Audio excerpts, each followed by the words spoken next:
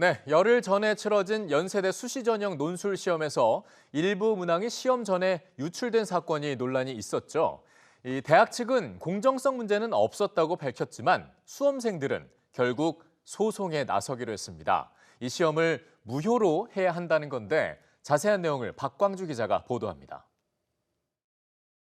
지난 12일 치러진 연세대학교 자연계열 논술 전형. 한 고사장에서 감독관의 착각으로 시험 시간인 오후 2시보다 1시간가량 빠른 12시 55분에 문제지가 배부됐습니다.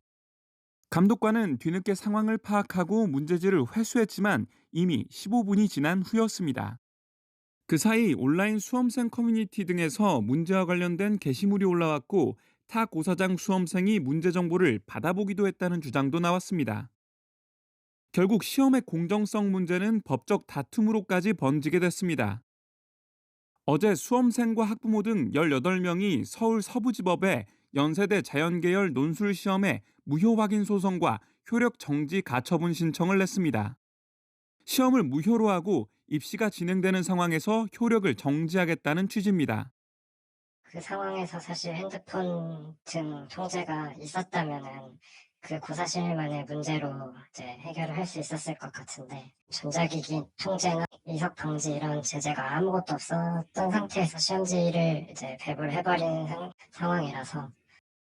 문제 유출 자체도 문제지만 해당 고사실의 수험생들이 문제를 일찍 보면서 더 유리한 상황에 있을 수 있다는 점부터 특정 문항의 표기 오류를 고사실마다 다르게 공지한 점도 문제였다는 지적입니다.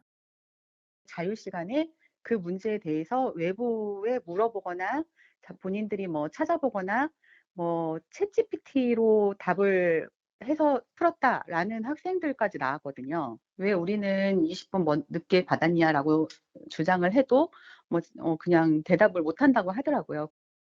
이번 소송의 법률 대리인은 연세대의 수리논술 시험 결과는 수능 다음 날인 11월 15일에 조기 발표될 것으로 예상된다며 이전에 법원의 신속하고 정확한 판단이 이루어져야 한다고 밝혔습니다.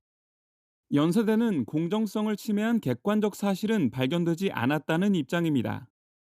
하지만 혹시라도 시험 전반에 공정성을 훼손하는 행위가 있었는지 조사해달라고 경찰에 수사를 의뢰한 상황입니다.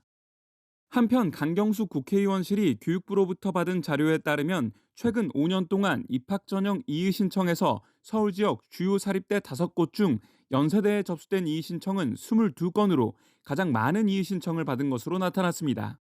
EBS 뉴스 박광주입니다.